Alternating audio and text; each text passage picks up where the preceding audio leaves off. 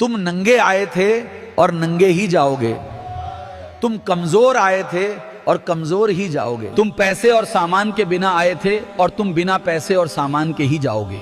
पहला नहाना किसी ने धोया, आखिरी नहाना भी कोई और धोएगा। तो फिर बुराई, ईर्ष्या, नफरत, अहंकार क्यों? सबके साथ दयालु बनो, अच्छाई करो। पृथ्वी पर समय बहुत। मैं सच्चा था इसलिए धोखा खा गया, तू चालाक था इसलिए बच गया। मैंने दिल से निभाया, तू हिसाब से खेला। मैं रिश्ते ढूंढता रहा, तू मौके तौलता रहा। धोखा अचानक नहीं मिलता, ये पहले भरोसा बनकर आता है, और जो सबसे अपना लगता है ना, वही सबसे गहरी चोट दे जाता है।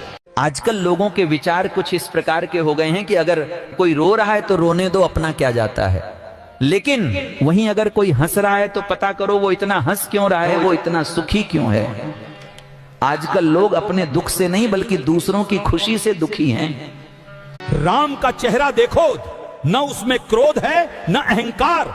वो चेहरा सिखाता है ताकत शांत रहने में है, और जीत सच्चे धर्म पर चलने में। इसीलिए राम सिर्फ नाम नहीं, एक रास्ता है। प्रेम में दूरी भी प्रेम बढ़ाती है।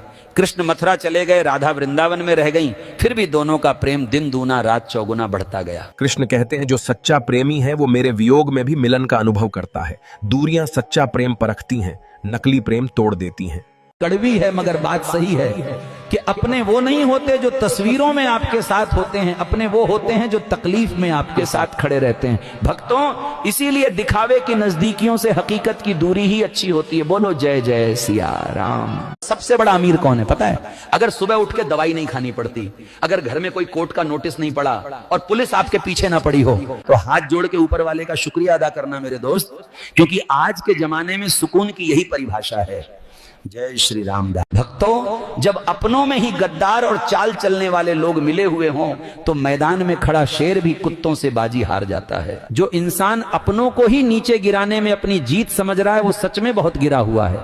संसार में उससे नीच कोई नहीं हो सकता। इंसान को ज्यादा भोला नहीं बनना चाहिए, क्योंकि दुनिया में भोलेपन को लोग अच्छाई नहीं कमजोरी समझते हैं। अच्छा बनो पर हर किसी पर भरोसा मत करो।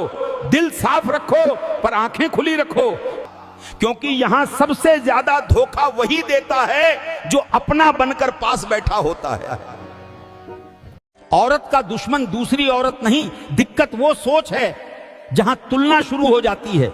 कई बार घर भी तब बिगड़ता है जब एक औरत दूसरी औरत की बातों में फंस जाती है। सुंदरता और जलन यही सबसे ज्यादा जहर फैलाते हैं।